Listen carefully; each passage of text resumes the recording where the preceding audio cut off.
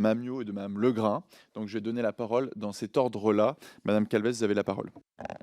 Merci Monsieur le Président, Mesdames et Messieurs. En 2020, je me suis vue confier par le Premier ministre de l'époque, Édouard Philippe, une mission sur la place des femmes dans les médias. Alors déjà sensible à l'enjeu, j'en ai retenu le caractère essentiel de l'amélioration de ces places et puis les difficultés à atteindre cette égalité, mais aussi les progrès que nous pouvions constater.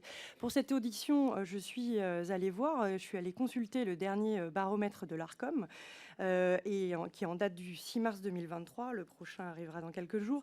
Et parmi les chaînes info de la TNT, CNews sous-performe quasiment sur l'ensemble des indicateurs de la place des femmes. Vous êtes en queue de peloton, notamment sur le temps de parole des femmes. Vous êtes les seuls à être en dessous de 30%. Monsieur Nedjar, vous avez dit tout à l'heure qu'on parle de tout avec tout le monde sur CNews, manifestement un peu moins avec les femmes. Et ce combat percute l'actualité. La tenue de propos écrits ou oraux qui bafouent ou du moins ne respectent pas les droits des femmes. D'une part, avec l'infographie qui a été diffusée apparemment, selon vos mots, suite à une erreur technique, mais qui assimilait l'avortement à d'autres causes de mortalité.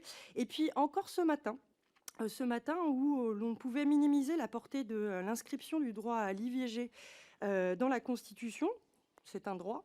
Malheureusement, quand on compare avec le plateau qui était le vôtre à 9 heures, où il y avait 7 intervenants, 6 hommes, une femme, on peut s'interroger sur les conséquences de cette moindre place des femmes, que ce soit à l'écran ou vous allez nous éclairer dans votre organisation.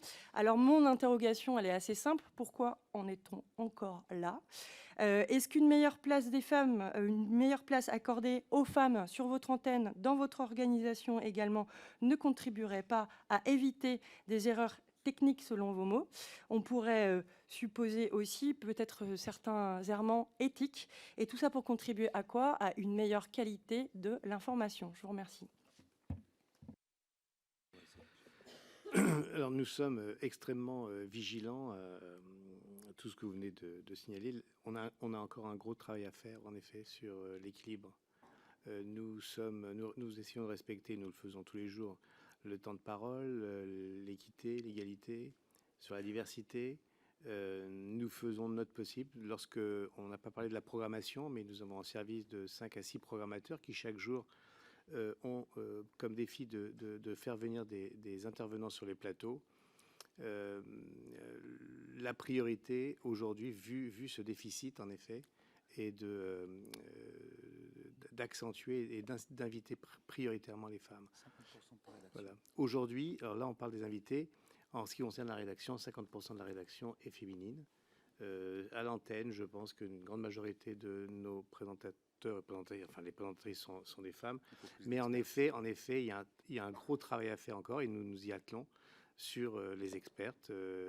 Nous regardons nos concurrents, hormis le fait que ce soit de bonnes chaînes d'infos, ça nous permet en même temps d'avoir des pistes.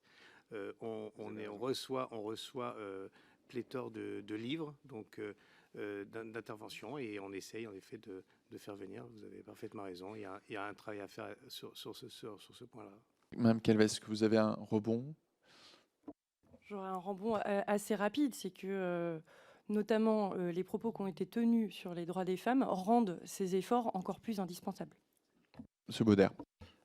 Pour votre complète information, à CNews, on a la chance, on est dans un groupe, qui est le groupe Canal+. Dans le groupe Canal+, il y a un comité dont je fais partie, qui s'appelle le comité État-Sœur. Dans le comité État-Sœur, effectivement, on évalue et on pousse tout ce qui favorise la parité, l'égalité. Il y a plein d'indicateurs. Laetitia Ménézé pourra vous en parler si vous le souhaitez. Effectivement, sur CNews, on n'est pas aux objectifs que nous a demandé d'atteindre Maxime Saada. Donc, on est en voie d'amélioration, mais c'est vrai qu'il y a un global. Il y a des émissions sur lesquelles il n'y a pas assez de présence de femmes sur le plateau, et puis il y a d'autres émissions qui sont sur une parité, Midi News notamment, parfois Punchline, les émissions du matin, Brigitte Millot, l'émission d'Anne Fulda, l'heure des livres, bref. C'est effectivement quelque chose que nous prenons au sérieux, à cœur, et nous progressons là-dessus.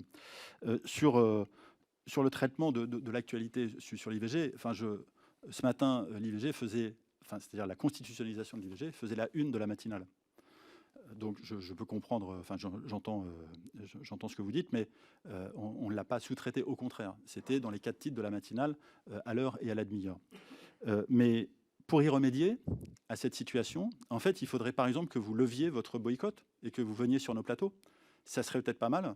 Ça nous permettrait effectivement d'atteindre le pluralisme que tout le monde réclame et attend et cherche à atteindre. Nous notons bien toutes les nouvelles invitations de plateau. Je donne la parole à Mme